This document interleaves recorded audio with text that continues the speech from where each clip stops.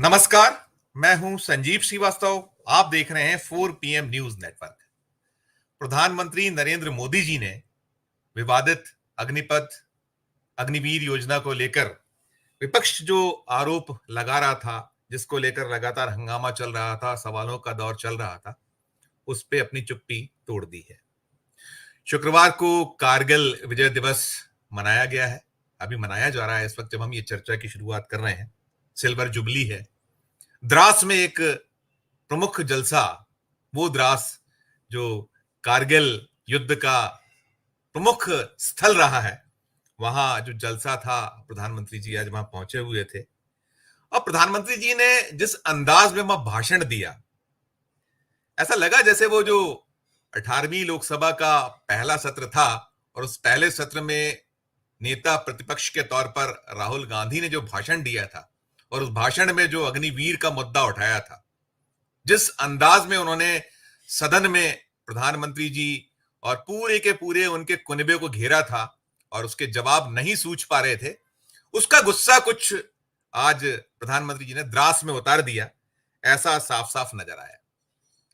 सेना जो है वो अनुशासन के लिए जानी जाती है, पहचानी जाती है, और उसके बीच में पहुंचे प्रधानमंत्री जी ने जो पूरा का पूरा अपना उद्बोधन दिया, ऐसा लगा कि कहीं ना कहीं वो पटरी से थोड़ा सा उतरा हुआ है। और साथ साथ जो मंच होता है, उस मंच का कहीं ख्याल प्रधानमंत्री जी नहीं रख पाए, जैसी उनकी अनेक अवसरों पर एक शिकायत उनसे होती है, चाहे वो देशवासियों और विपक्ष तो बार बार आरोप लगाता ही है कि जहां जवाब देना चाहिए वहां वो जवाब देते नहीं है, और जहां नहीं बोलना चाहिए वहां कुछ इतना ज्यादा या ऐसा बोल जाते हैं जो अफसाना बन जाया करता है। तो आज ऐसा ही कुछ कारगिल विजय दिवस के अवसर पर जो द्रास में दृश्य हुआ, दिखा, तो साफ लगा कि कोई चुनावी सभा को प्रधानमंत्री जी संबोधित कर रहे हैं। और बीते 10 सालों में हम देख रहे हैं कि बार बार उन पे आरोप लगे हैं कि वो फौज को भी राजनीति का अखाड़ा बनने से बाज नहीं आए, या बार बार वो उसको राजनीति का अखाड़ा बनाते रहे हैं। तो जो आज सिल्वर जुबली फंक्शन था कारगिल दिवस के अवसर पर, कारगिल विजय भूमि पर, तो जो सब कुछ वहां हुआ, उसके बाद फिर वो चाहे अग्निवीर का मसला हो, मुद्दा हो, या सेना का जो, या फौज का राजनीतिकरण, उसका राजनीतिक उपयोग, उसे लेकर आरोप प्रत्यारोप का दौर फिर तेज हो गया है। विपक्ष ने काफी जमकर घेरा प्रधानमंत्री जी को। जब वहां से जो भाषण निकल कर आया, देखा सुना उसको, तो जमकर हमले हुए, जोरदार तरीके से विपक्ष ने कंडेम्ड किया और कहा कि प्रधानमंत्री जी क्यों भूल जाते हैं कि वो कहां बोल रहे हैं, क्या बोल रहे हैं, और ये सब सदन में, सड़क पर जहां जवाब देना चाहिए वहां देते नहीं, और जब फौजियों के बीच पहुंचते हैं तो वहां वो राजनीति करना शुरू कर देते हैं। तो आज हम इसी विषय पर चर्चा के लिए चलेंगे। हमारी जो शाम 6 बजे की डिबेट होती है, इसमें हम जोड़ते हैं हमारे खास पैनल को। खास पैनल हमारा जुड़ गया है। हमारे साथ सीनियर जर्नलिस्ट प्रदीप श्रीवास्तव साहब हैं, अरुण दीक्षित जी हैं, संजीव चंदन जी हैं, मेरे साथ विनय ठाकुर साहब हैं, और रिटायर्ड आईपीएस विजय वाते साहब भी हमारे साथ जुड़े हैं। पहली बार आप जुड़े हैं, सभी का बहुत बहुत स्वागत करूंगा। बता दूं कि जो पैनल हमारा जुड़ा हुआ है, चाहे वो विनय सर हो, प्रदीप जी हो, संजीव जी हो, अरुण जी हो, सबको हमारा जो दर्शक वर्ग है 4 PM का, उन्हें सुनता है। बहुत दीर्घ अनुभव वाले आप लोग हैं, लंबा आपका पत्रकारिता का जीवन है, अपने अपने जो सफर है, और शानदार बोलते हैं, जानदार बोलते हैं, खरा खरा बोलते हैं। तो हम शुरुआत करेंगे डिबेट की। प्रदीप जी, आप ही से शुरुआत करता हूं मैं। आपने यदि देखा हो, सुना हो आज का भाषण, या मैं एक काम करता हूं, पहले सुनाता दिखाता हूं कुछ जो अंश हैं उस भाषण के, जिसकी चर्चाएं फिर हो रही हैं, उसके बाद हम आगे निकलकर बात करते हैं। तो जिन्होंने जो अग्निपथ अग्निवीर को लेकर जो अपना चुप्पी तोड़ी है, कहा जा रहा है कि जो सदन में जवाब देना था वहां तो दिया नहीं, लेकिन वहां जो कुछ बोला है कारगिल विजय भूमि पर, पहले वो सुनाते हैं। 2-3 हमारे पास क्लिप्स हैं, वो सुनते हैं, देखते हैं, फिर मैं सवाल जवाब का सिलसिला शुरू करूंगा। जी,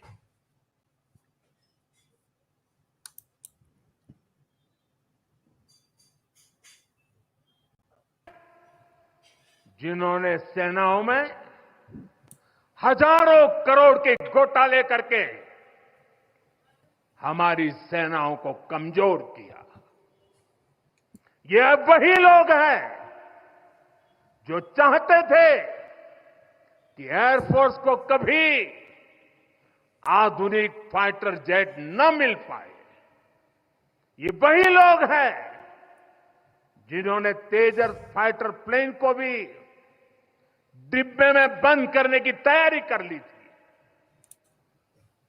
साथियों, सच्चाई ये है कि अग्निपथ योजना से देश की ताकत बढ़ेगी और देश का सामर्थ्यवान युवा भी मातृभूमि की सेवा के लिए आगे आएगा। एक ये क्लिप थी, इसके पहले उन्होंने जो दूसरा कहा है वो मैं सुनाता हूं। ये भी उसी सिलसिले में है जो जिसको लेकर हंगामा मचा हुआ था, बार बार सवाल हो रहे थे। ये भी सुनिए, दर्शकों को। अग्निपथ का लक्ष्य सेनाओं को युवा बनाना है। अग्निपथ का लक्ष्य सेनाओं को युद्ध के लिए निरंतर योग्य बनाए रखना है। दुर्भाग्य से राष्ट्रीय सुरक्षा से जुड़े इतने संवेदनशील विषय को कुछ लोगों ने राजनीति का विषय बना दिया है। कुछ लोग सेना के इस रिफॉर्म पर भी अपने व्यक्तिगत स्वार्थ में झूठ की राजनीति कर रहे हैं। ये था, इसके साथ साथ एक और है, वो भी हम सुनते हैं, फिर हम करते हैं बात।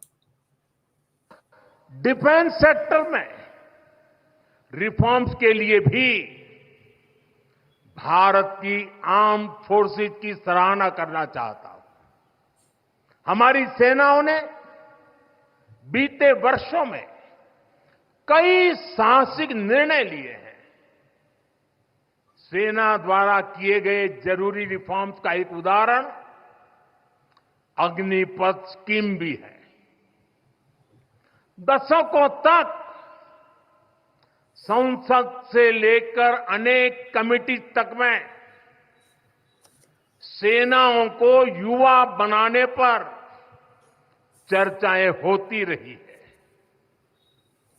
भारत के सैनिकों की औसत आयु, एवरेज एज, ग्लोबल एवरेज से ज्यादा होना, ये हम सबकी चिंता बढ़ाता रहा है। इसलिए ये विषय बरसों तक अनेक कमिटियों में भी उठा, लेकिन देश की सुरक्षा से जुड़ी इस चुनौती के समाधान की पहले इच्छा शक्ति नहीं दिखाई गई। शायद कुछ लोगों की मानसिकता ही ऐसी थी कि सेना मतलब नेताओं को सलाम करना, परेड करना। हमारे लिए सेना मतलब 140 करोड़ देशवासियों की आस्था।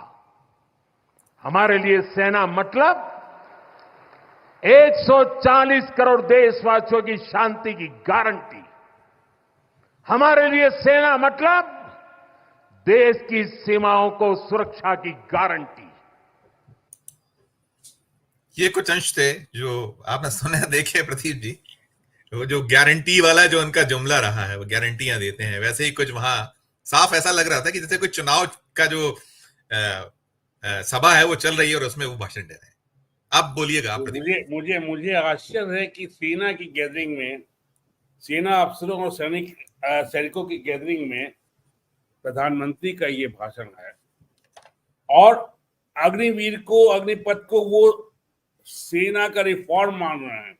सेना के रिफॉर्म में इन्होंने और कुछ नहीं देखा। अग्निवीर योजना, दूसरा तर्क ये कि युवा सेना बनाने के लिए ग्लोबल इंडेक्स जो है उसके बराबर लाने के लिए, तीसरा उन्होंने ये बात कही, मतलब एक एक बात अभूतपूर्व है। प्रधानमंत्री ये देश के बोल रहे हैं, ये बहुत ही गजब बात है कि ये कह रहे हैं कि इनका अब अभी तक जो लोग थे उनका लक्ष्य था सेना से परेड कराना, सलामी दिलवाना। पाकिस्तान वार में ये थे, तब सेना नहीं थी, चाहे 65 का वार हो चाहे 71 का वार हो। चाइना के वार में ये लोग थे। बांग्लादेश पाकिस्तान को 2 डिवीजन करा दिया हमारी सेना ने, उस समय युवा युवा सेना थी। क्या मजाक है, मतलब क्या आप इतिहास को तड़ोड़ के प्रधानमंत्री कुर्सी में बैठ के इस तरह कर रहे हैं। और अग्निपथ अग्निवीर के बारे में भी झूठ बोल रहे हैं। तमाम कमेटियों और फलाना 35 साल से रिपोर्टिंग में है। मुझे अगर कहीं भी किसी कमेटी में ये चर्चा हुई होती बरसों से, तो कोई स्टोरी आई होती। संजीव जी, आप लोग भी पत्रकार हैं, कहीं ना कहीं कोई स्टोरी आई होती कि ये चर्चा हो रही है, इस पे ये बहस हो रही है, इस पे ये बहस हो रही है। और आर्मी चीफ नरवाने ने, एमएम नरवाने ने अपनी किताब में लिखा है, जिसको बैन कर दिया गया, जिसको बाहर पब्लिश होने दिया गया। उसने लिखा है कि ये डिसीजन जब आया प्रधानमंत्री का, तो आर्मी से लेकर नेवी तक शॉक, बिल्कुल अचंभित थे, अस्तब्ध थे जी। आज ये बात जयराम रमेश ने भी कोट की है नरवाने किताब की प्रेस कॉन्फ्रेंस करके। तो ये आप कहां बोल रहे हैं? आप सेना को भी पॉलिटिकली लगातार, पुलवामा को आपने इलेक्शन में मनाया, यहां तक कि अमित शाह ने 19 के इलेक्शन में मोदी की सेना कह दी, जो मामला सुप्रीम कोर्ट तक पहुंचा था। तो इन लोग, ये इनकी हालत। अब मैं आता हूं कारगिल दिवस पे। मतलब ये ऐतिहासिक सच है कि कारगिल में जो पाकिस्तान सेना वापस हुई थी, वो हमने हरा के नहीं भगाया था। अगर आप लोग हमें देशद्रोही समझ रहे हैं, देशभक्त नहीं समझ रहे, तो ये आप लोग का विषय है, मतलब जो लोग भी सुन रहे हैं। सेंट्रल हॉल में बिल क्लिंटन आए थे मार्च 2000 में। उन्होंने बोला था कि हमने यूएस डिप्लोमेसी की वजह से कारगिल लाइन ऑफ कंट्रोल से पाकिस्तान सेना वापस गई। और मैं आपको बताता हूं, ताकि मैं आपको वो रेफरेंस देता हूं। लॉस एंजल्स टाइम्स में 23 मार्च 2000 में एडविन चिन ने खबर लिखी कारगिल के क्लिंटन के इंडिया विजिट पे। उन्होंने उसमें लिखा है कि क्लिंटन ने यहाँ पे बताया कि उन्होंने पाकिस्तान के तत्कालीन प्रधानमंत्री नवाज शरीफ से फोन पे बात की और उन्हें ये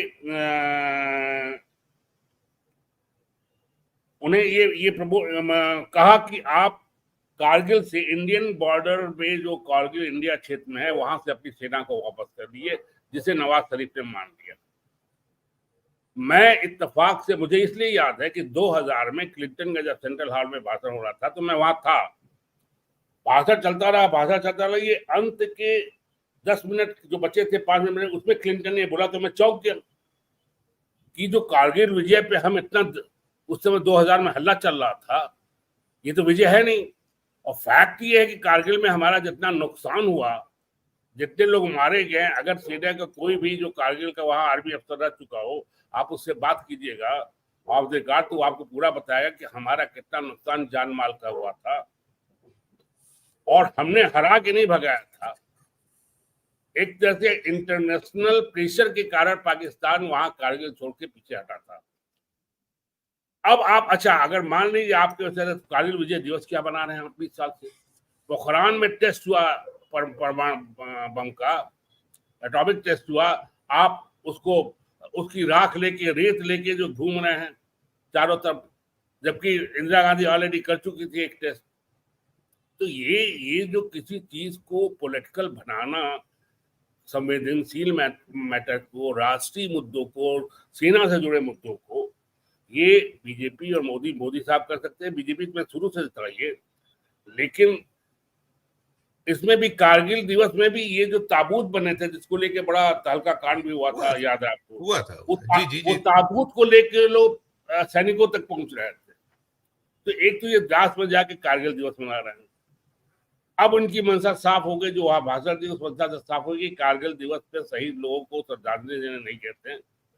जैसा आपने अपने शुरुआत में कहा कि अग्निवीर और अग्निपथ का मामला जो फिर उठा है, उसकी सफाई के लिए गए थे।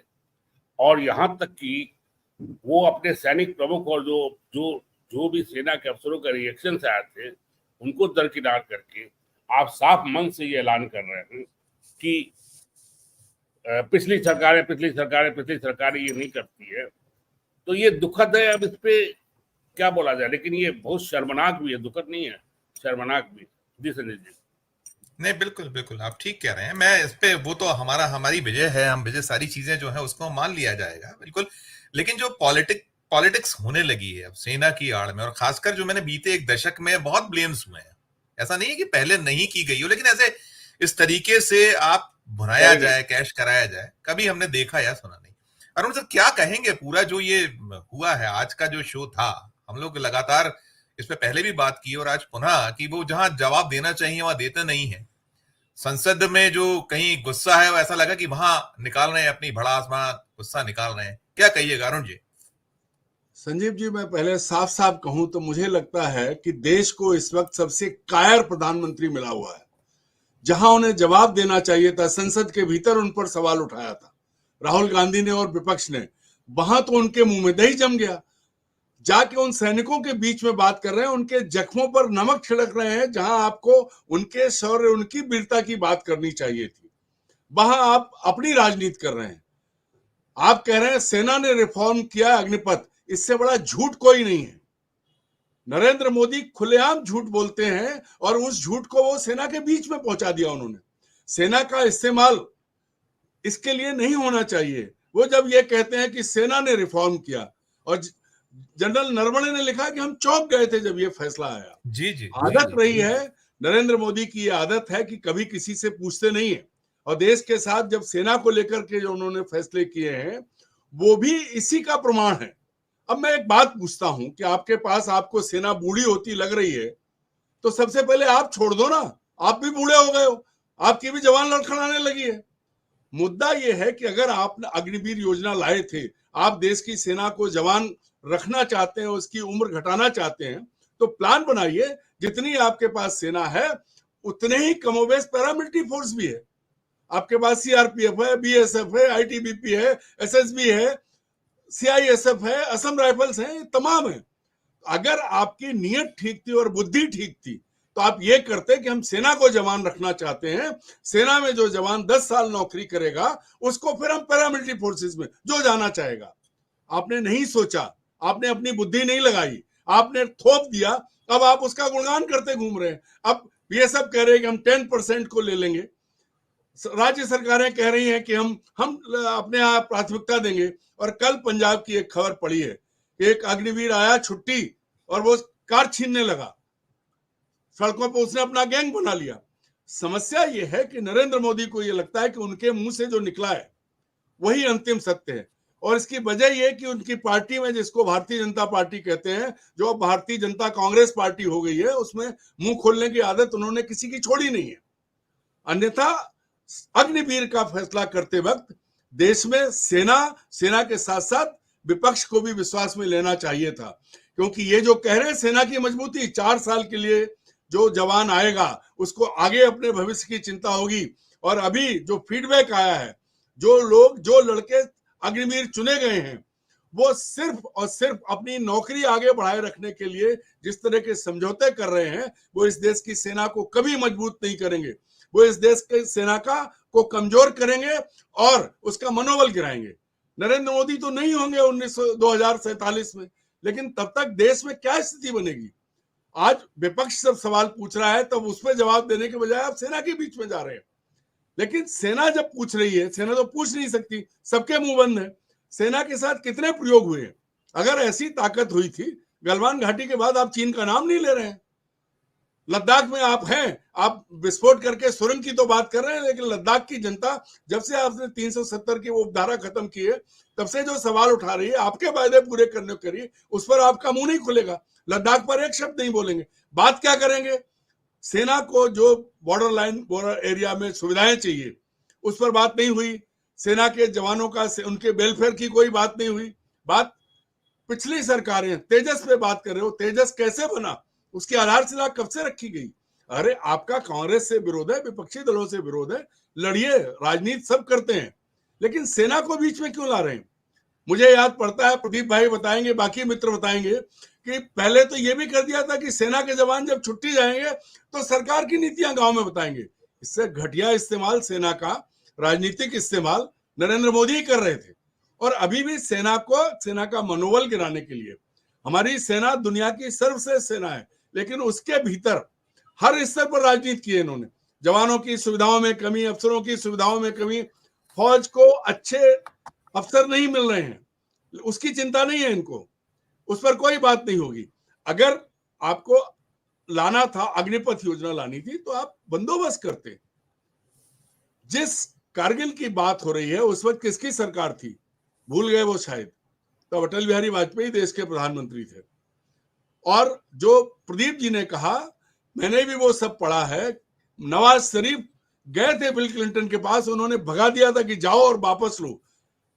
वहां पर वो हमारे जगह में, हमारे इलाके में जब घुस के आए थे, तो औसत जो था कि उनके एक जवान को भगाने के लिए हमें 27 जवान चाहिए थे, क्योंकि वो ऊपर थे, हम नीचे थे, और इससे ऊंचाई पे थे, वो ऊंचाई पे थे।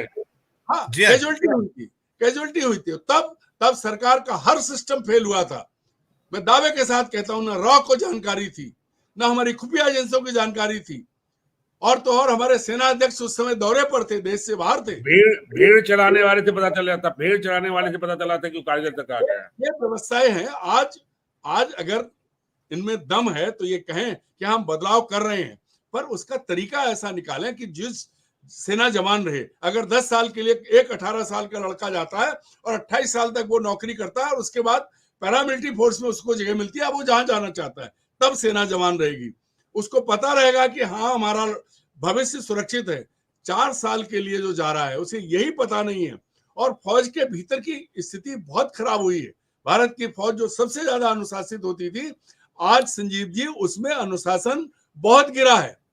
बहुत सारी चीजें ऐसी हैं जिनको हम यहाँ बात नहीं कर सकते, क्योंकि हम फौज का मनोबल गिराना नहीं चाहते, लेकिन हम फौजियों के संपर्क में हैं।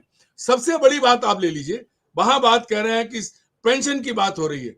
पिछले दिनों जब इन्होंने पूरे रिटायर्ड फौजियों को, नरेंद्र मोदी के कहने पर, रिटायर्ड फौजी बेचारे वर्दी लगा के और अग्निवीर योजना का प्रचार कर रहे हैं, उसकी भलाइयां गिना रहे हैं, उसकी अच्छाइयां गिना रहे हैं। वो कह रहे थे कि इससे पेंशन का पैसा बचेगा। जब उनसे सवाल पूछा तो मुंह बंद हो गए। मैंने पूछा कि जनरल साहब थे, मैंने कहा क्या आप भाजपा में आ गए हैं क्या, तो उठ के चले गए। ये जो चीज कर रहे हैं, सेना का दुरुपयोग ये कर रहे हैं, सेना को कमजोर ये कर रहे हैं। और जहां सेना के मुद्दे पर बात करनी चाहिए, अगर आप में दम है, और इतनी अच्छी योजना थी, संसद में सीना ठोक के कहते, जैसे पहले कहते थे एक अकेला सब पर भारी, अब संसद के बाहर खड़े होके ये कह रहे हो कि प्रधानमंत्री का गला दबाया जा रहा है, रोने लगते हो। जवाब दो ना, जिन चीजों के लिए आप जिम्मेदार हो उसका संसद में जवाब दो। और जहां तक कारगिल की बात है, सेना लड़ने के लिए होती है, इसमें कोई शक नहीं है। और हमारी सेना ने तब भी, आज से 25 साल पहले भी, विपरीत परिस्थितियों में अपना मनोबल बनाए रखते हुए वो लड़ाई जीती थी। लेकिन उसके बाद गलवान में क्या हुआ था, उसका जवाब आज तक नहीं है। पुलवामा में क्या हुआ था, उसका जवाब नरेंद्र मोदी के जवान पे आज तक नहीं आता है।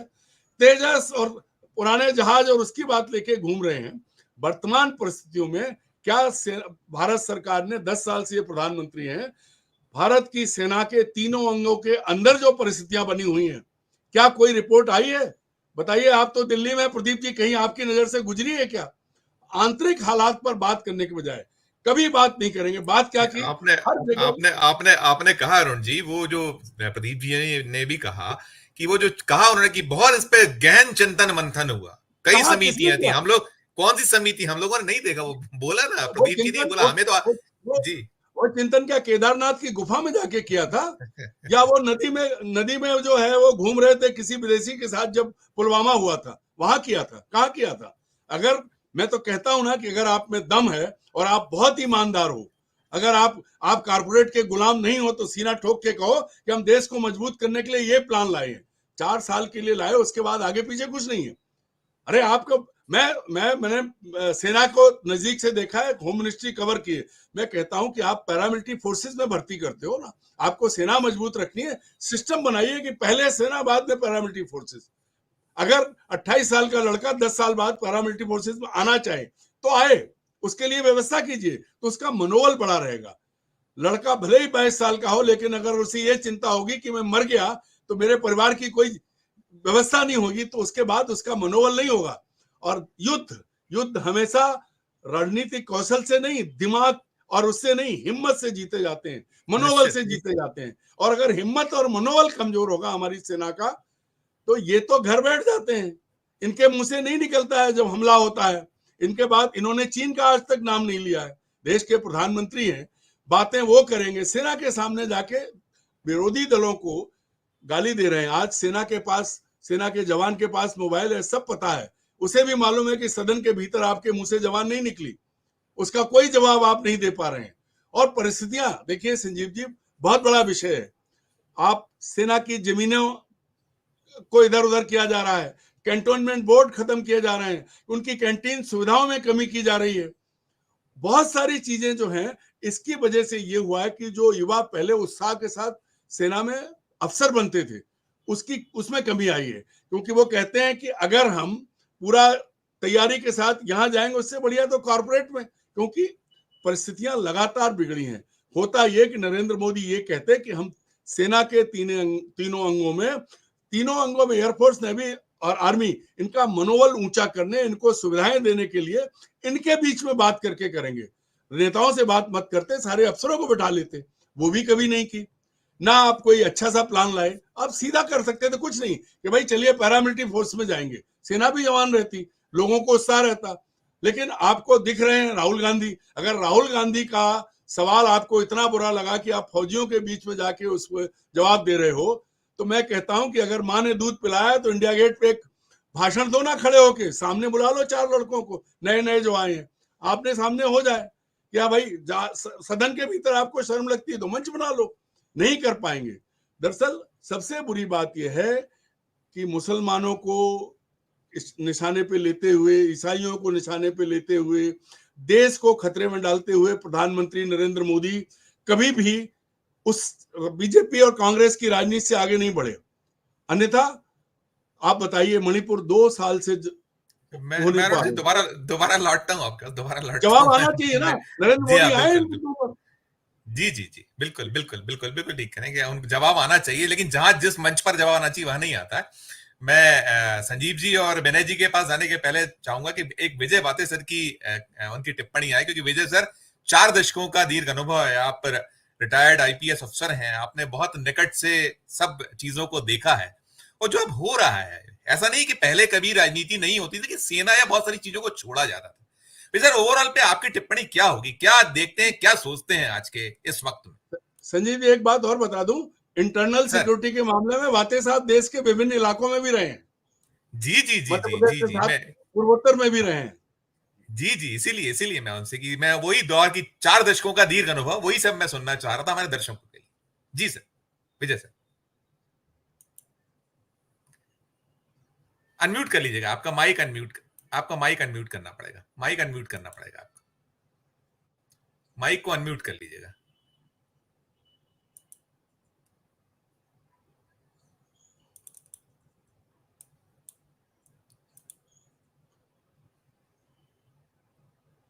मेरी आवाज पहुंच रही है आप तक? जी हाँ भाई, हाँ मेरे पास अब सुन रहे हैं आप मुझे? हाँ जी, हाँ सुन पा रहे हैं। हाँ जी, सुन रहे हैं, सभी लोग सुन रहे हैं। तो मुझे फौज के साथ 8वीं सिख लाइट इन्फेंट्री के साथ काम करने का मौका मिला शुरू दिनों। 2 वर्षों तक मैंने आर्मी के साथ अटैचमेंट किया है, खैर वो दूसरी बात है। लेकिन इसके साथ साथ कई सारे प्रधानमंत्रियों को देखा भी है और उनके पॉलिटिकल एक्टिविटीज को भी फॉलो करते रहे। मैं अभी ये सोच रहा था बैठे बैठे कि अगर से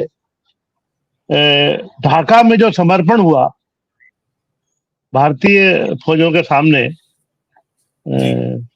पाक फौजों का, तो उस समय अगर नरेंद्र मोदी प्रधानमंत्री होते तो समर्पण स्वीकार करने कौन जाता?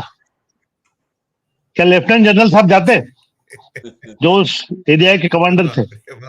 या मान लीजिए वो इंदिरा जी होती तो खैर नहीं गई, वो क्या हो तो इवन मानेकशॉ तक नहीं गए, जो चीफ ऑफ जो कहते थे मेरे लड़के निकाल के मारेंगे तुमको।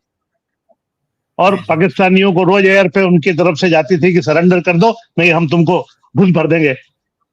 तो ये मानेकशॉ वो भी नहीं गए, उन्होंने उस पर्टिकुलर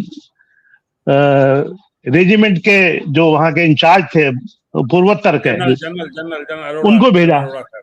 कि भाई फौज का काम है, फौज का काम फौजी करे। ये बिल्कुल सही है कि प्रधानमंत्री को देश का नेतृत्व करने के लिए, फौज का मनोबल बढ़ाने के लिए फौजियों के बीच जाना पड़ता है, जाना चाहिए।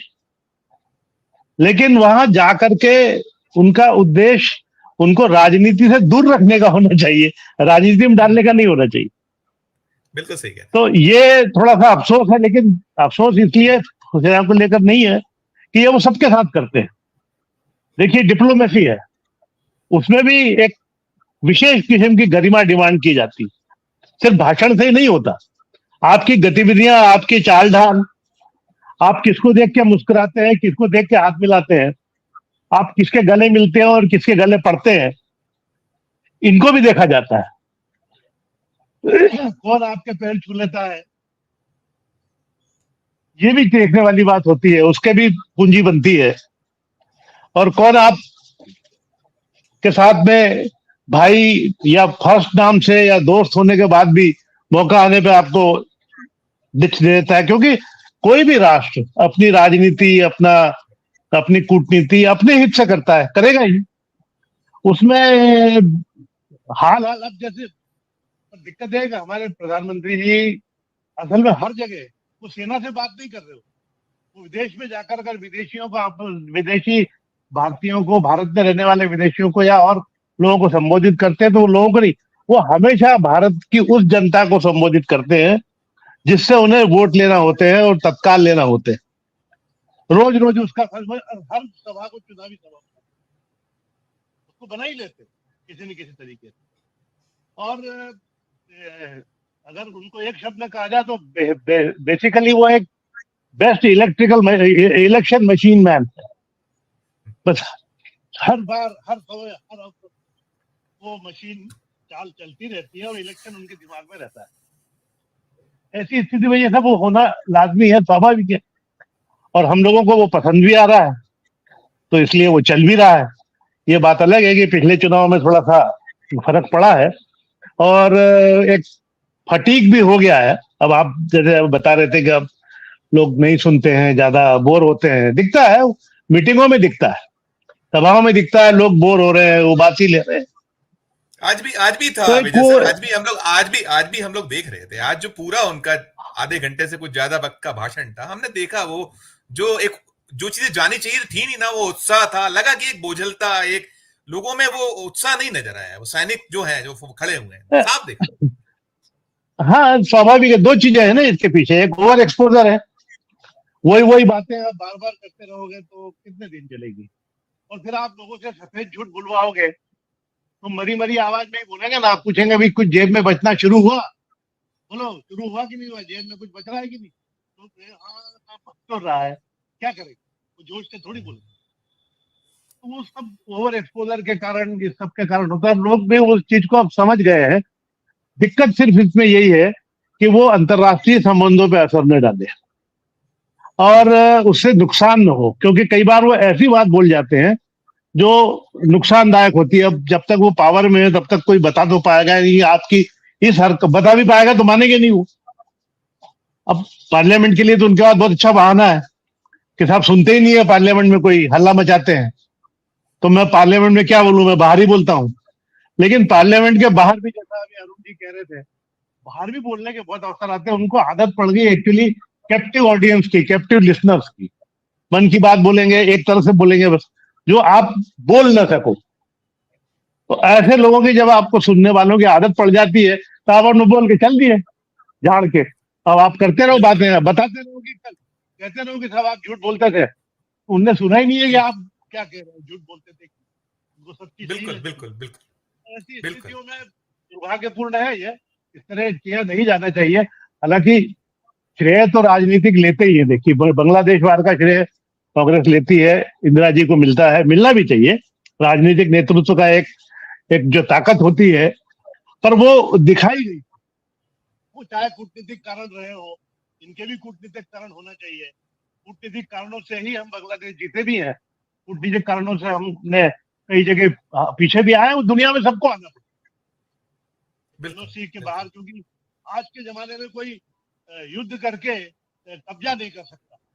और कब्जा अगर करना है तो फिर आपको कारीगरी करना पड़ेगा, चाहे जैसे भी हो, चाहे एक के बजाय 50 के बजाय एक बने। झंडा तो अगर हमें गाड़ना है तो हमारी आर्टिलरी गाड़ेगी, हमारी पैदल से नहीं गाड़ेगी, हमारी मिलिट्री गाड़ेगी। तब हमारे को एयरफोर्स और ये उसको सपोर्ट करेंगे। झंडा गाड़ने के लिए कोई जहाज लैंड नहीं कर पाएगा। तो ऊंचाई पे लड़के, ऊंचाई पे लोगों को हार जीत तो एक भावना जोश की है। अभी तो युद्ध अगर लंबा चलता तो फाइनली जीत जाते। ऐसा कुछ नहीं कह सकते जब आप बड़ी ताकत। तो पाकिस्तान से अगर हम युद्ध जीत भी जाते हैं तो ठीक है कि आप यहाँ कुछ लोगों को बरगला लो, लेकिन जो थोड़ा बहुत भी मिलिट्री साइंस को समझ रहा है या देश की राजनीति समझ रहा है या वो जानता है, आप पाकिस्तान को अगर आप पीछे हरा भी दोगे तो उसमें ऐसी आप में कौन सी बहादुरी करनी है। पिंडी सा है बेचारा, जरा सा देश पाकिस्तान। अब आप एक विशाल देश हो तो इसमें हाँ बहादुरी के आंख में आंख डाल के, आंख लाल करके बात करो बराबरी वाली ताकत से, चीन से करो, वरना नाम भी नहीं निकलता आपका। मैं विजय सर मैं आपका पुनः लौटूंगा। बिल्कुल अपनी बात कह रहे हैं संजीव सर। हम जो बात कर रहे हैं, हमने जो बात कही कि जो मंच जो है उसमें जो अब सीधे सीधे राजनीतिक जो पूरा का पूरा दृश्य बनने लगा है, दिखने लगा। हालांकि वो पहले भी करते थे और हमें उम्मीद थी कि जब वो जाएंगे तो कुछ ऐसा ही दृश्य निकल कर आएगा। और वहां एक बात और भी हुई है, वहां ये भी उन्होंने कहा है कि यदि मैं तीसरी बार नहीं होता तो आज शायद कारगिल दिवस मनाया ही नहीं जाता। ये भी उन्होंने कहा आज के अपने भाषण में। बड़ा वो सुन के बड़ा लगा कि फिर हम शायद देश भूल गए। वो कहते हैं 2014 के पहले कोई देश था नहीं और अगर वो चले गए तो उसके बाद देश नहीं रहेगा। आपकी टिप्पणी संजीव सर। तो क्या 1965 का कोई दिवस या 1971 का कोई दिवस मनाया क्या इन्होंने? मेरे ध्यान में तो नहीं है। 2015 में कुछ मनाया गया हो या 2021 में कुछ मनाया गया हो, ऐसा तो मेरे ध्यान में नहीं है। दरअसल वो जो विजय सर नहीं मनाया गया था। हाँ, नहीं मना रहे। और विजय सर जो कह रहे हैं वो सही कह रहे हैं कि ओवर एक्सपोजर के शिकार हैं ये। और कहीं भी संसद में भी वो चुनावी भाषण देते हैं। ऐसा नहीं है कि संसद में नहीं बोलते। 2-2 घंटा, सवा 2-2 घंटा। वो भी यदि कोई रिसर्च करे, टीआरएस वाले करते हैं, तो वो देख सबसे ज्यादा बोलने वाले प्रधानमंत्रियों में से एक होंगे। दूसरे लोग जवाहरलाल नेहरू वगैरह यंग लोगों को बोलने के लिए प्रोत्साहित करते थे। बैक बेंचर अटल बिहारी वाजपेयी तक को प्रोत्साहित किया करते थे। अपने विरोधी फिरोज गांधी, अपने दामाद, वो भी उनके खिलाफ फायरी स्पीच देते थे, लोहिया देते थे। तो संसद को तो इन लोगों ने तमाशा बना के रख दिया है। लगातार डिटोरिएशन वहां होता चला जा रहा है। सेना सर अब तक ये खासियत रही है भारतीय सेना की कि राजनीति से परहेज करती रही। राजनीति से अपने वो सिविल उसमें बहुत उसकी कोई रुचि नहीं रखती रही। ये इसका क्रेडिट राजनीतिज्ञों को भी दिया जाना चाहिए और सेना में को भी दिया जाना चाहिए, सेना के अफसरों को भी दिया जाना चाहिए। बगल में पाकिस्तान का हश्र हम सब ने देखा है। एक वक्त ऐसा आया था कि इंदिरा गांधी को डर लगने लगा था कि कहीं वो सेना उनकी ओर आने वाली तो नहीं है। और वाजता सेना के अफसरों से पूछा था कि क्या ऐसा कर रहे हैं, तो उन्होंने कहा था कि हम लोगों की इसमें कोई रुचि नहीं है। तो ये भारत का, और उसको आप जो है इस तरीके की बात करके, सच है कि वहां तालियां नहीं बज रही थी कोई, और चेहरे जो आप दिखा रहे हैं वो चेहरे भी दिख रहे हैं कि जो है बहुत उसका रिसेप्शन नहीं था जी। आप सेना के सुधार की बात कर रहे हैं तो आप सेना तो आपका ऐसे भी आपके यहाँ है 17-18 साल में आप भर्ती करते हैं और आपने एक बीआरएस का फॉर्मूला लाया है। बीआरएस के फॉर्मूले ने भी सेना के एज को थोड़ा कम किया है। कुछ लोग बीआरएस लेते हैं, उसके बाद अब दूसरा तरीका ये है, बीआरएस के बाद पैरामिलिट्री फोर्सेस में भी जाते हैं, सीआईएसएफ वगैरह ज्वाइन करते हैं। ये एक व्यवस्था यहाँ है, उसको थोड़ा और कम कर देते। लेकिन आप 4 साल की नौकरियां, वो रंगरूट करेगा क्या? 4 साल तक तो वो घास छिलता रहेगा। आपने बेसिकली सेना को लेबर फोर्स दिया है और उसके बाद बाहर आ जाएगा। बाहर आने के बाद जो स्थिति है मिलिटराइजेशन का समाज का, एक सबसे मेजर सवाल है। हम लोग बिहार में बैठे हैं, रणवीर सेना का जो फाउंडर था हम सब जानते हैं। तो अब तो ये यंग लोग आएंगे, अभी 1-2 घटनाएं आई हैं कि वो रोड पे डकैती करते हुए लोग पाए। मिलिटराइजेशन का एक बहुत बड़ा संकट, किसी भी पहलू पे कुछ भी विचार नहीं किया गया और ये कह रहे हैं कि अलग अलग कब आप करते हैं? कितने मसले को सेलेक्ट कमेटियों में आपने भेजा है संसद में? आप कह रहे हैं कि हम डिस्कशन करते हैं। तो ये एक मेजर संकट है सर। बात ये कर रहे थे भ्रष्टाचार की, अब भूल गए कि ताबूत घोटाला इन्हीं की सरकार थी और वो वक्त भी वही था, कारगिल का ही वक्त था। उसके नुआंसेस में नहीं जाते हैं कारगिल के नवाज शरीफ के और उनके जरिए वो सब फैक्ट है, और जो प्रदीप दावर ये कर रहे हैं। तो आप किसी भी चीज पे आप जब ज्यादा राजनीतिक हमलावर वहां होंगे तो ये सवाल उठेंगे। बात सेना की खरीदियों पे सवाल किया जाना, आपने भी बोफोर्स पर बीपी सिंह के साथ मिलकर के सवाल किए थे ना जी जी। और उस बोफोर्स का इस्तेमाल भी हुआ ना, उस खरीदी पर भी हुआ। कारगिल में ही कारगिल में पाया गया कि उसने जितवाया था हमको, उसने जितवाया उसने। जी। तो इतना आप देखिए, राजनीति करिए, राजनीति करना चाहिए, लेकिन आपके कुछ चीजें जो है जहां वो बार्ड है राजनीति का, वो वहां मत करिए। आपके साथ दिक्कत क्या है कि आप इंटरनेशनल रिलेशन में घरेलू रिश्ते, ये घरेलू राजनीति को लेकर के जाते हैं, और घरेलू राजनीति में तो खैर पूरी दुनिया में लोग इंटरनेशनल राजनीति को मिक्सअप करते हैं, वो तो वो मजबूरी है। लेकिन आपने क्या किया? आपने ट्रंप साहब को बुला करके, ये तो नमूना पेश था भाई अब की बार ट्रंप सरकार। ये तो भारत का लेबर फोर्स है, भारत का मार्केट है कि आप पर रिएक्ट नहीं हो, और ये अमेरिकन डिप्लोमेसी का भी मसला है कि बाद में वो रिएक्ट नहीं कर हुआ। यही नरेंद्र मोदी यदि अमेरिका के राष्ट्रपति होते और ये घटना घटी होती कि अब की बार राहुल सरकार, तो दूसरी बार नरेंद्र मोदी ने बदला लिया होता है, कि बदला लेने की प्रवृत्ति दिखती है। तो हर जगह है, इसलिए ऐसा लगता है कि सर हम लोग 10 साल से झेल रहे हैं प्रधानमंत्री, पता नहीं और आगे क्या सब होने वाला है, वजह इसकी अलग अलग है। लेकिन अब मुझे लगता है कि जनता ने भी उस उत्साह से जो 14 में कांग्रेस के भ्रष्टाचार के कारण, 2019 में पुलवामा का जो धूल उड़ा, उसको एक आंखों में लोगों के धूल झोंक करके जो चीजें हुई उसके कारण, 24 ने अपना एक जो दिया, 24 में थोड़ी सी तैयारी होती और थोड़ा ये होता तो उड़ ही गए थे, वो सरकार इनकी नहीं होती। तो ये जनता के बीच में जनता ने भी बहुत रिसीव, बकायत लोगों को सर हम लोग क्या नहीं रिसीव करते, थोड़ी दिन चलेगा। जैसे शुरू में हम लोग जब गांव घर में बैठते थे बचपन में, चौपाल में, दलान में, तो कोई गोडसे भक्त आता था, कोई शास्त्री की हत्या हुई उस पर बोलने के लिए आता था, कोई सुभाष चंद्र बोस, भारत में कॉन्स्पिरेसी थ्योरी बहुत काम करती है, हम लोग भी बड़ा मजा आता था सुनने में। लेकिन बाद में धीरे धीरे पक जाता है आदमी, ऐसे बकैतों को लोग नहीं पसंद करते। तो ये भारतीय समाज है और ये रिजल्ट आया है संजीव साहब। बिल्कुल बिल्कुल बिल्कुल, अब हो गया, पक सा गया है आदमी, इसीलिए वो रिएक्शन हर बात पे आने लगा है।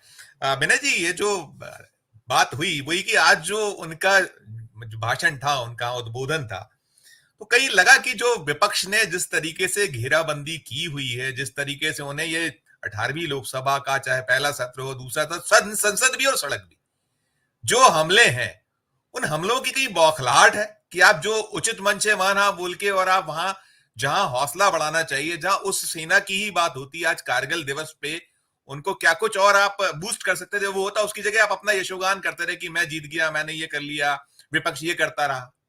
क्या कहिएगा आप सर? विनय सर। जी, दो बातें तो हमारी चर्चा में आई। एक तो नरेंद्र मोदी जी जो है 24/7 इलेक्शन मोड में होते हैं। दूसरी बात जो महत्वपूर्ण है वो ये कि नरेंद्र मोदी बिल्कुल ही बहुत बेकार जो है कम्युनिकेटर। एक तो उनका कंटेंट जो है वो बहुत घिसा पिटा पुराना हो गया है, और दूसरा उनका उन्हें तो ये कहा गया था कि उनसे अच्छा कोई वक्ता नहीं है, उनके सामने कोई टिक नहीं सकता, क्या उल्टा हो रहा है? अच्छा वक्ता वो होता है जो इंगेज करता है, उनका फीडबैक सिस्टम बिल्कुल खत्म है, और वो किसी से भी डायलॉग में इंगेज नहीं करते, ये उनकी सबसे बड़ी वो। पर जो हमारे लिए जो चिंता की बात है, जो खतरनाक बात है, वो ये है कि कोई भी देश जो होता है, नेशन, उसका जो सेना होती है वो इकबाल होती है, मतलब दो जो इम्पोर्टेंट इंस्ट्रूमेंट जो स्टेट का होता है, सेना और पुलिस, और इन दोनों को अगर आप लोकतंत्र के हिसाब से नहीं ढाल पाते हैं तो वो एक देश के रूप में बहुत कमजोर होता है। जो हमारे यहाँ की राजनीति की जो खास बात रही आजादी के बाद की, कि हमने, हमारे बड़े नेताओं ने बड़े खतरे उठा करके इन दोनों इंस्ट्रूमेंट का पॉलिटिसाइजेशन होने से बचा। सरदार पटेल की बार बार इस बात के लिए आलोचना होती रही कि उन्होंने जो नेवल विद्रोह जो हुआ था उनको सरेंडर करने के लिए कहा। तो पॉपुलर लोग कहते हैं कि भाई ये बहुत गलत हुआ, उनको नहीं कहना चाहिए था सरेंडर करने के लिए। तो एक जो दूरदर्शी नेता, राजनेता होता है, वो पॉपुलरिज्म के खतरे को समझता है और वो जिम्मेदारी से बयान देता है। आपके जो इंस्ट्रूमेंट थे, जो आपकी गुप्तचर एजेंसियां थी, वो बुरी तरह से विफल हुई थी और आपकी डिप्लोमेसी भी विफल हुई थी। आप इस बात का अंदाजा नहीं लगा पाए थे कि आप वहां लाहौर बस यात्रा करके आते हैं और उसके पीछे इतनी बड़ी तैयारी चल रही है। अब मैं उस द्रास सेक्टर में गया था और जो आज जो बना हुआ है मोन्यूमेंट, वहां जाने का मुझे मौका मिला था। वहां उस समय भी लोगों ने बताया था कि हमला से पहले बाकायदा परवेज मुशर्रफ साहब उससे बगल में आके वहां हेलीकॉप्टर से लैंड करके मीटिंग करके गए थे। वो टेरेन देखिए, वो टेरेन देखने के बाद ये इतना जोखिम उठा करके और खतरे उठा करके हमारी सेना इतना दबाव बना पाई कि इंटरनेशनल डिप्लोमेसी को ये लगा कि शायद जो पावर इक्वेशन है वो हमारे हाथ से छिटक कर कुछ अलग हो जाएगा, और उसने दबाव बनाया और वो चीजें अलग हुई। पर हमको ये बात हमेशा याद रखनी चाहिए कि जो हमारी सेना, जो बात उठी कि जो वापस होकर के जो समाज में जा रहे हैं, जिनको आप आर्म के ट्रेनिंग दे रहे हैं और उनको पूरी तरह से डिसिप्लिन फोर्स नहीं बना रहे हैं और रिस्पॉन्सिबल नहीं बना रहे हैं, तो वो जाके सोसाइटी में क्या करेंगे। और अगर वो जिस हिसाब से पॉलिटिकल प्रोपेगेंडा को सेना के बीच ले जा रहे हैं, उसके कितने खतरनाक परिणाम होंगे। उनको इंटरनेशनल डिप्लोमेसी और वो जो सेना है, ये सही बात है कि आज के दौर में सेना को आधुनिक होना, युवा होना और टेक्नोलॉजी से लैस होना जरूरी है, क्योंकि आज की सेना सिर्फ जो है वो मसल पावर के बदौलत नहीं लड़ती है, वो इंटेलिजेंस के बदौलत लड़ती है, हिम्मत के बदौलत लड़ती है, और टेक्नोलॉजी का उसमें सपोर्ट होता है। कारगिल के दौरान हमने इसके खतरे उठाए हैं जब हमको कोऑर्डिनेट्स नहीं दिए गए थे। उसके बाद हमने अपने जो रीजनल कोऑर्डिनेट्स बनाए। हमेशा से ये बड़ा खतरा रहता है कि जो कई देशों में, अमेरिका में लोगों ने देश को झूठ बोल करके सेना का इस्तेमाल किया। एक वार में एक टर्म होता है जिसको बोलते हैं पियरिक विक्ट्री, ऐसी विक्ट्री जिसमें आप जीत तो जाते हैं पर वो स्वयं नष्ट हो जाता है। ये रोमन एक राजा था जिसने वो सिसिली पे, बैंगना पे अटैक किया, जीता, लेकिन उस युद्ध के दौरान इतना नुकसान हुआ कि वो स्वयं नष्ट हो गया। तो नरेंद्र मोदी जी अपने नैरेटिव्स को मजबूत बनाने के लिए और वो तमाम खामियां जो जिसको वो एड्रेस नहीं कर पा रहे हैं, वो तमाम सामाजिक दरारें जिन पे काम करना चाहिए राजनीति को, समाज को इकट्ठा करने के लिए, बजाय इसके वो सिर्फ इस राह पर चल रहे हैं कि उनकी विजय जो है ये सारी समस्याओं का समाधान कर देंगे और सारी जो असहमति की आवाजें हैं उसको खामोश कर दिया जाए। और इसमें नेशनलिज्म की, मिलिट्री विक्ट्री की, ग्लोरी की जो बात करते हैं, तो जो पढ़े लिखे सुधी जन है सबके सामने मौजूद है कि भाई आज की दुनिया में बड़ी से बड़ी ताकतें जो है उनको अपने पड़ोसियों से चाहे कितना भी दुश्मन हो उनसे बैक डाउन चैनल की जरूरत पड़ती है। और जो कोई भी देश, चाहे छोटा ही देश हो, उसको आप सिर्फ सैनिक शक्ति के बदौलत नहीं हरा सकते। तो ये आपको अपनी सेना को जिम्मेदार, सशक्त बनाने के लिए ये बहुत जरूरी है कि जो देश को माने, देश में आप अपने विपक्षी को शत्रु नहीं माने और झूठ का प्रचार न करें। इससे जो है डेमोक्रेसी का बहुत बड़ा खतरा है और देश को ही बहुत बड़ा खतरा है। बिल्कुल संजीव बिल्कुल बिल्कुल ठीक है जी, बिल्कुल बिल्कुल कि कम से कम इस तरीके के झूठ तो ना बोले जो देश खतरे में पड़े। मैं सभी से एक छोटी छोटी टिप्पणी चाहूंगा। संजीव सर एक जो विजय जी ने कहा था वो बड़ा उसमें ध्यान आया कि वो ये जाते यही समर्पण करवाने, और उस समय एक बड़ा संकट था कि 7th फ्लीट जो है आगे आ रहा था और डिप्लोमेसी के स्तर पे था कि वो 7th फ्लीट उधर से आगे आ न जाए, उसके पहले सब करा लेना है। ये भाई जी उसके लिए डिले कराते और उसको आने देते, ये युद्ध और चलता। जी बिल्कुल बिल्कुल बिल्कुल बिल्कुल, कहीं तक भी किसी भी उस पर जा सकते हैं, कहाँ हमें पॉलिटिकली कहाँ लाभ हो सकता है, वो जो उनकी प्रवृत्ति है।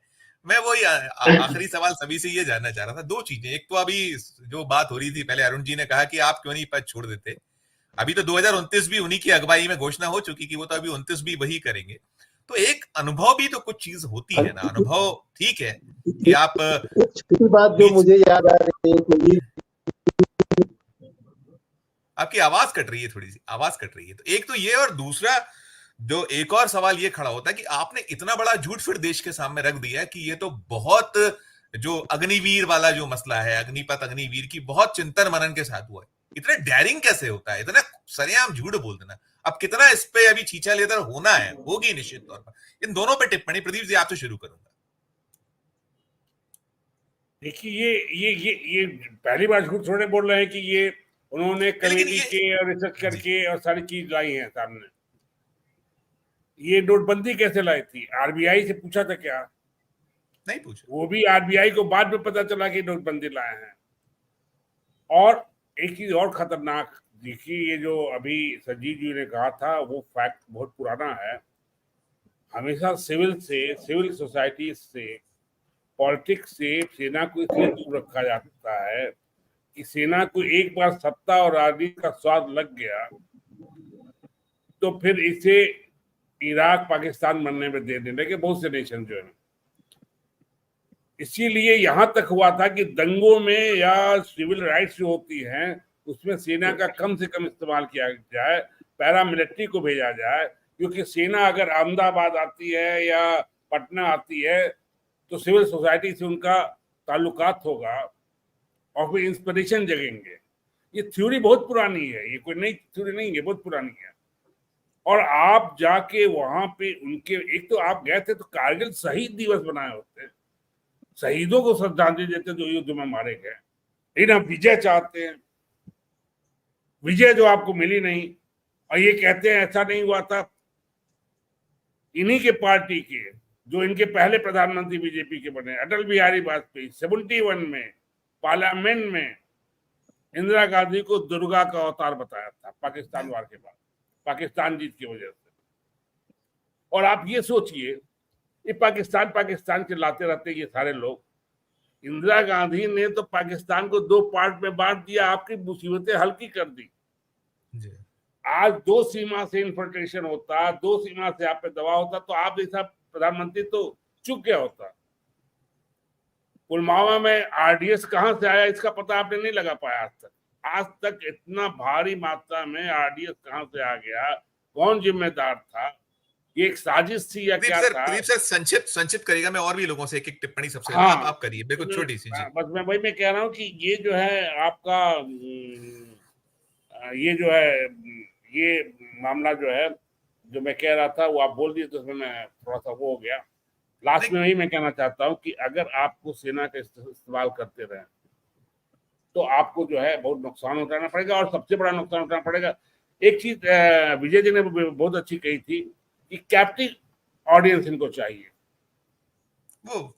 अब ये पूरी तरह फेल हो चुके हैं, अब ये बुरी तरह एक्सपोज। और ये भी सच है कि 14 में पता नहीं किसने कहा कि उनको बातें नहीं रखते, 14-15 में उनकी इसी कला की नहीं होगा। मतलब आवाज कट गई, आप फ्रीज हुआ है। अरुण जी। संजीव जी, मैं 3 बातें कहूंगा। पहली बात यह है कि ऐसा नहीं है कि दुनिया में जो राजा हुए हैं, जो शासक हुए हैं, वो बहुत ज्ञानी हों या हर चीज उन्हें आती हो, लेकिन वो ऐसे होते थे कि मंत्री जो उनके साथ उनका दरबार होता था, लोगों की बात सुनते थे, उनके साथ उनके सलाहकार होते थे, उनकी बात मान के आगे बढ़ते थे। लेकिन नरेंद्र मोदी वो हैं जो खुद कहते हैं कि मैं अनपढ़ हूं, लेकिन उसके बाद भी किसी की बात सुनते नहीं है, करेंगे वही जो उन्हें करना है।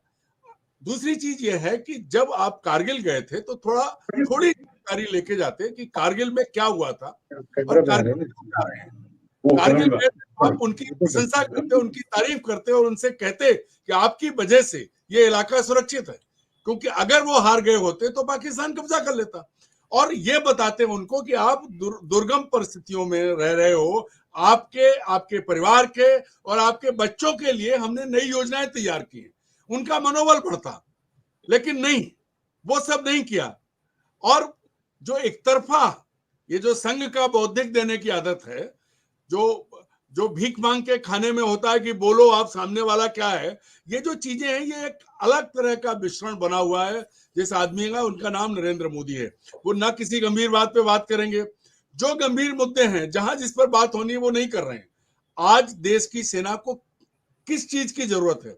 आपने अग्निपथ और अग्निवीर डाल दिए, लेकिन आज हमारी सेना के सामने आंतरिक रूप से इतनी विकट चुनौतियां हैं, हम इतने पीछे हैं कि आप देखिए, एक उदाहरण है रूस का।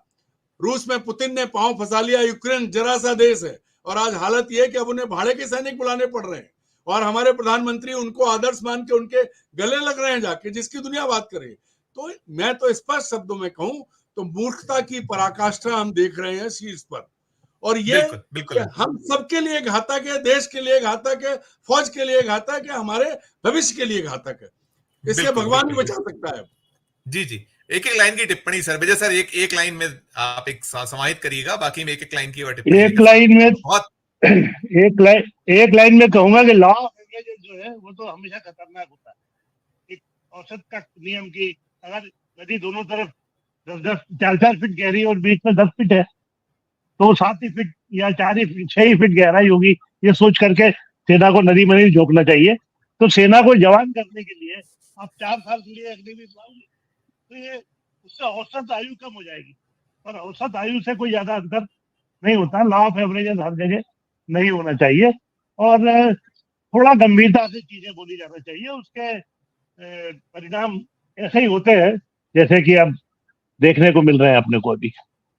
बिल्कुल, बहुत सही आप कह रहे हैं कि आपको पूरी उस पर जाना होगा, देखना होगा, तभी बात है। संजीव सर, एक लाइन में मैं यही कहूंगा सर कि राजनीति को अब ज्यादा युवा होना चाहिए, सेना को तो युवा होना ही चाहिए, होना चाहिए। बहुत बढ़िया है, बहुत अच्छा है। 10 साल बहुत होता है सत्ता पे। 10 साल बैठने के बाद प्रधानमंत्री, मुख्यमंत्री, प्रधान प्रशासक नहीं रह जाते, कुछ संत हो जाते हैं, कुछ समाजसेवी टाइप के हो जाते हैं, कुछ जो है यदि दुष्ट प्रवृत्ति के हैं तो उनके वो अलग दिशा में बढ़ जाते हैं, प्रधान प्रशासक नहीं रह जाते। हो गया, बहुत हो गया। जी, बिल्कुल सही है, बहुत सही टिप्पणी है। जी विनय सर, आप समाप्त करिएगा, मैं आपकी टिप्पणी से समाप्त करूंगा। मैं यही कह रहा हूँ कि मोदी जी को ये बात समझनी चाहिए कि पुतिन की तरह पनडुब्बी में बैठने से और बेरिल ग्रिल के साथ जंगलों में जाकर के कोई देश को प्रेरित करने वाला प्रधानमंत्री नहीं हो सकता है। हमारे पास जो धोती कुर्ता पहन करके और पाकिस्तान को शिकस्त देने वाले प्रधानमंत्री लाल बहादुर शास्त्री जी हुए हैं। तो मुख्य बात जो है वो ईमानदारी है, और वो ईमानदारी जो है वो राजनीति में और हर प्रयास में दिखनी चाहिए। बाकी सारी अच्छी योजनाएं फेल हो सकती, ईमानदारी सबसे जरूरी चीज। बिल्कुल सही कह रहे हैं आप, बिल्कुल ठीक कहा आपने। मैं सभी का, विनय सर आपका, विजय जी आपका, अरुण जी, संजीव सर और हमारे साथ जुड़े हुए थे प्रदीप सर, सभी का धन्यवाद करूंगा अच्छी और शानदार चर्चा के लिए। निकल कर जो आता है कि आपको ईमानदार भी होना पड़ेगा और ये जो प्रवृत्ति है कि हर जगह राजनीति करना, उसे छोड़ देना होगा। बहुत बहुत धन्यवाद, बहुत बहुत सभी का आभार सर। तो ये थी हमारी आज की चर्चा, आपने सुनी चर्चा। ये चर्चा आपको कैसी लगी हमारे इस वीडियो कमेंट बॉक्स में जाकर जरूर बताइएगा। हमारे चैनल को लाइक कीजिए, सब्सक्राइब कीजिए, यदि ज्वाइन नहीं किया तो ज्वाइन का बटन भी जरूर दबाइएगा और प्यार और स्नेह बनाए रखिए और देखते रहिए 4 PM न्यूज नेटवर्क। धन्यवाद, नमस्कार।